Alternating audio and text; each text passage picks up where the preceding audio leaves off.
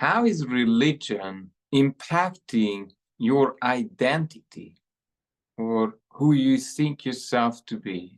I got Tim here today. Let's discuss this. Share what you think, Tim. Yeah, hi Andre. Good topic, and I think it's relative to, I suppose, where we are in this modern day. Religion to me, is thing. I didn't grow up religious, like in a religious home. I went to, a boarding school for 8 years of my life, where obviously there was a lot of religion there, so I learnt what it means.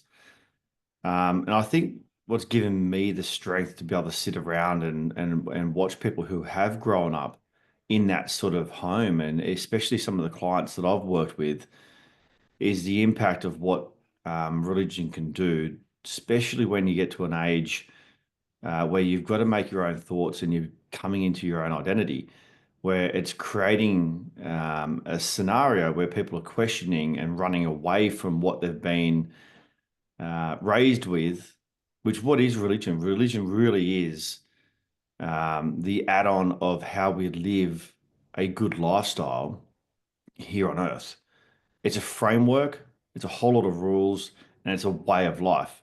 But at the same time, too, I believe it also can be causing a lot of manipulation and creating identity issues in men, especially, where, we have such a weak um, identity as who we're meant to be as men and what is masculinity, and making our own rules up, living the life that we want to live, not the life that we've been told as a kid that we've got to, and the rules and the boundaries and the frameworks where religion, people have used that to bring sense of community and control over humanity. I met someone this week, and he became a people pleaser. He was brought up in a quite very Christian family. There were rules and expectations, and sacrifice was the thing that he had to sacrifice himself. That's what he was told, and he's been living that life for the last 40 years, people pleasing, not allowing himself to even have a proper relationship, because following the rules was so policed and regulated in his family that when his dad said, "Oh, girls are not allowed," he still lives 30, 40 years after. That subconscious mind has not captured time as a factor. And that's what a lot of people do unconsciously.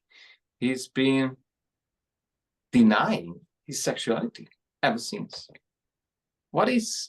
I remember, Tim, you said you met a mentor of pastors or someone who what was the issue that he is dealing with?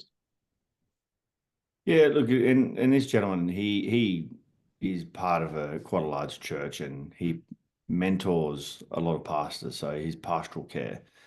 And he was telling me that, one of the biggest things that they deal with within the church is identity, and these pastors losing their identity to who they are, for what they perceive they should be.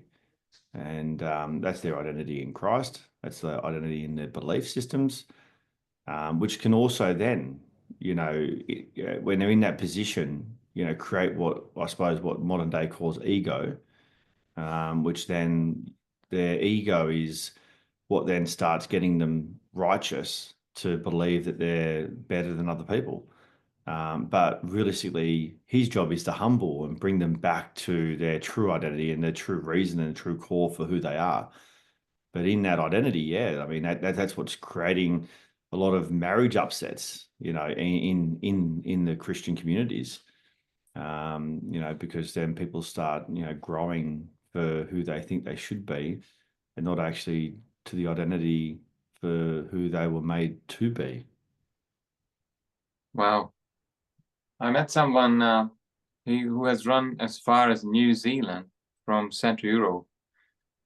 He became a friend of mine when I was living in New Zealand, and he was running away from a Seventh-day Adventist community because it was just such a an imposed control above his head. He could not tolerate it anymore. I see that the other scenario is this type of running away and do the opposite that religion is teaching or trying to encourage people to do, and I think that does not help either when people slip right across the other side and live like response, like with no liabilities and just doing what it feels like, living for the day. Have you got anything to share about that one? Yeah, look, I think that's what a lot of people do. I think, in the same respect, I think people can hide their identity in Christianity because they're not strong in who they are themselves. So they're using the religion. And again, I say Christianity, but I mean, it's all religions. People are hiding. I mean, look at the wars that we've got in the Middle East. People are using religion there to create war. Um, Realistically, when you look under it, can it just be a form of manipulation?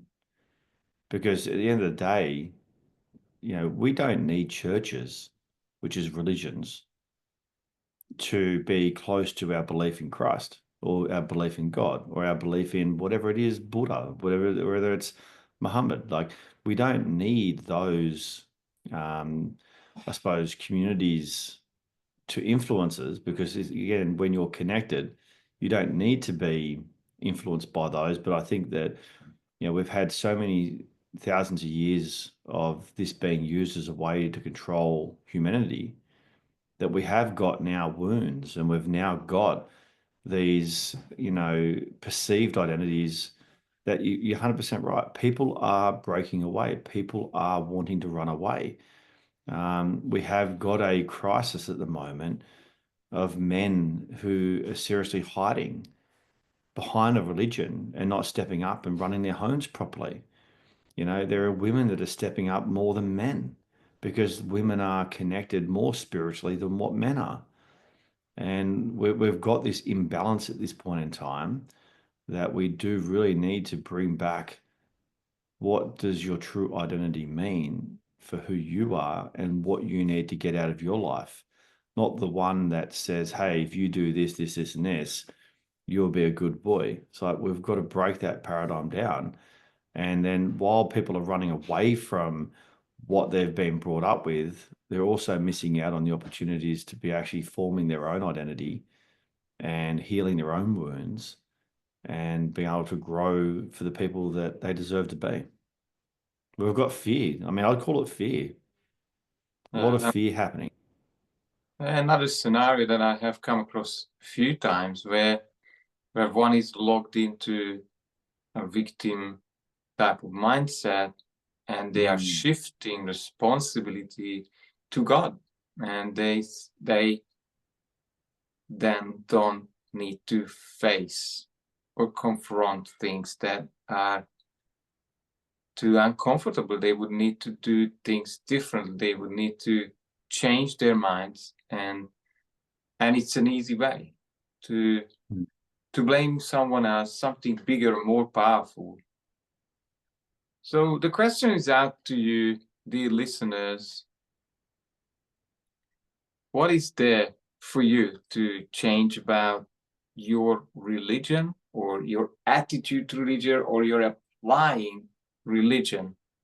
If there is anything, share below, and let's start a conversation. Thanks very much, Tim.